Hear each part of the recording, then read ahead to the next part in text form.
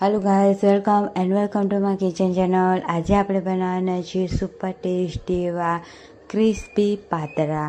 બહાર મળે એવા ક્રિસ્પી પાતરા એકદમ ટેસ્ટી એવા લાગે છે। તો ચાલો ફટાફટ રેસીપી આપણે સ્ટાર્ટ કરી લઈએ। અને જો તમે અમારી ચેનલ પર નવા હોય તો લાઇક એન્ડ સબસ્ક્રાઈબ કરવાનું બિલકુલ પણ ભૂલતા નહીં અને બેલ આઇકન જરૂરથી પ્રેસ કરી લેજો, જેથી તમને અમારા આવા જ વિડીયોની નોટિફિકેશન પહેલેથી મળતી રહે।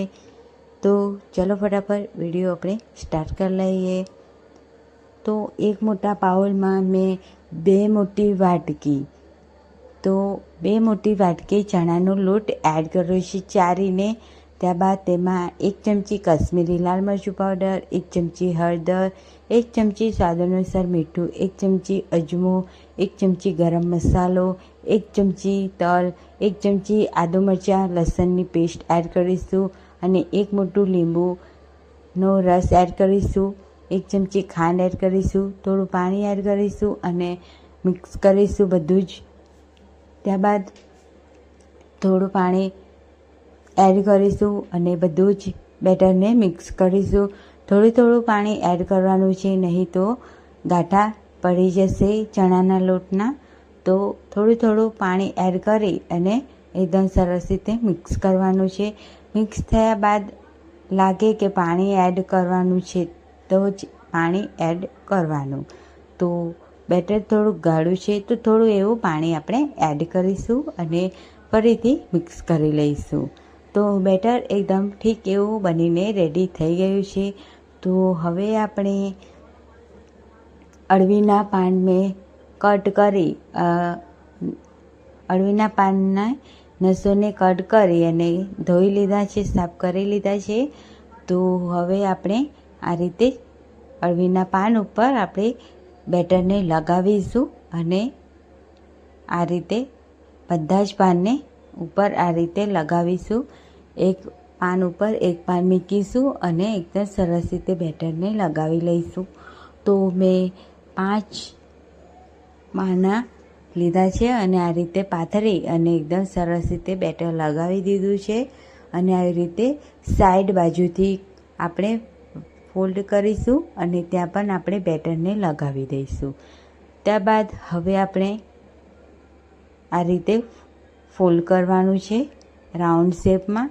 તો બેટરને લગાવતા જઈશું અને ફોલ્ડ કરી લઈશું। તો બીડું એકદમ આપણું તૈયાર છે। તો હવે આપણે ડીશમાં આ રીતે મૂકી દઈશું।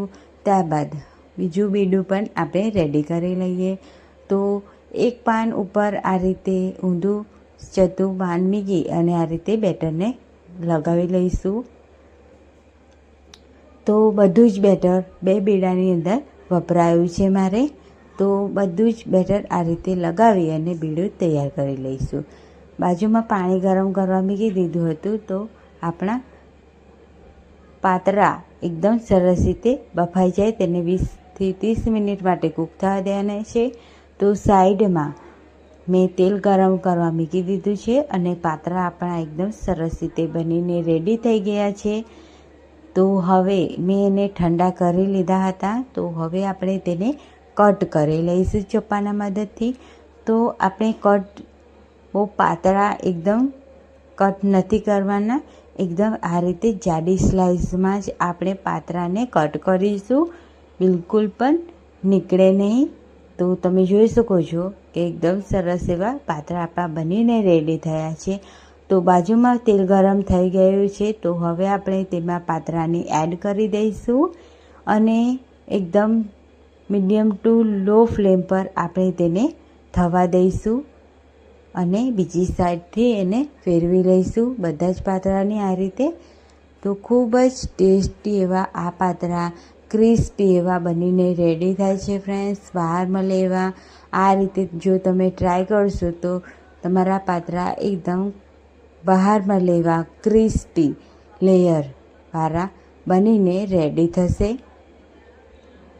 તો તમે જોઈ શકો છો કે એકદમ ગોલ્ડન બ્રાઉન કલર આવ્યો છે। તો હવે આપણે તેને સર્વિંગ પ્લેટમાં ગરમા ગરમ સર્વ કરી લઈએ। તમે આને ચા સાથે બ્રેકફાસ્ટ માટે લઈ શકો છો। ખૂબ જ ટેસ્ટી એવા બનીને રેડી થાય છે। તો જરૂરથી આ પાતરા ક્રિસ્પી પાતરા જરૂરથી ટ્રાય કરજો અને મને કમેન્ટમાં જણાવજો કે તમને આ રેસીપી કેવી લાગે.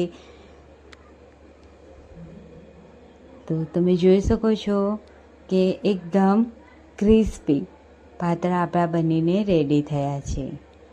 તો છે ને એકદમ ઇઝી અને એકદમ સરળથી. તો આવી જ રેસીપી સાથે આવતા વિડીયોમાં મળે ત્યાં સુધી બધાને આવજો. Bye bye, take care. અને અમારી ચેનલને લાઈક શેર સબસ્ક્રાઈબ કરવાનું બિલકુલ પણ ભૂલતા નહીં. Bye bye.